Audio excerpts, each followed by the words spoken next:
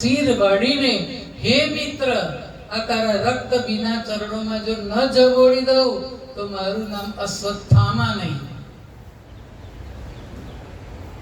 અને હાથમાં ખુલ્લા ખડક સાથે કાળ મૂકો અશ્વત્થામા. કાળ રાત્રિના અંધકારને ચીરતો નીકળી ગયો.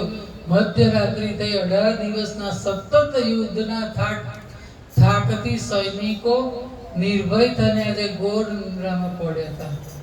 અને ત્યાં લખાકોર દ્રોણપુત્ર પાંડવ શિબિરમાં પ્રવેશ્યો અને ઘસઘસાટ પડી ગયેલા પાંચેયના શિર એણે અંધારામાં વાળી નાખ્યા. પણ અંતર્યામી ભૈયા શ્રી કૃષ્ણ ભલું થજો એને અગમ છે. આ બધું સુભદ્રા કહે છે.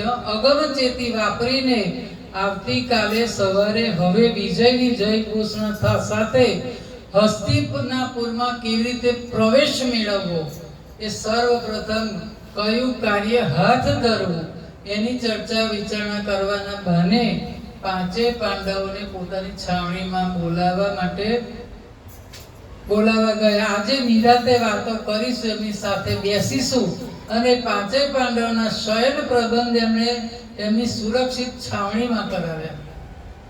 એટલે પાંચે પાંડવો ભગવાન કૃષ્ણની પાસે વાર્તાલાપમાં લાગી ગયા છે.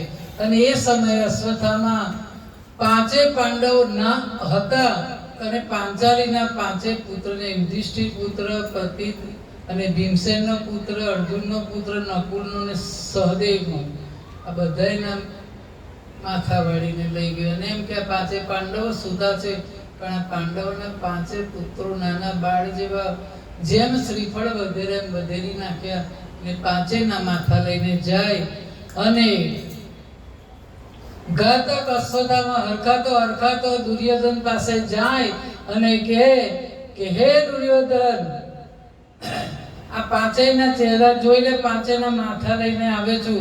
પણ દુર્યોધન એના માથા જોઈને સમજી ગયો કે મારા પાંડવોના તો આવા નાના માથા ના હોય, કુણા માથા દેખાય છે.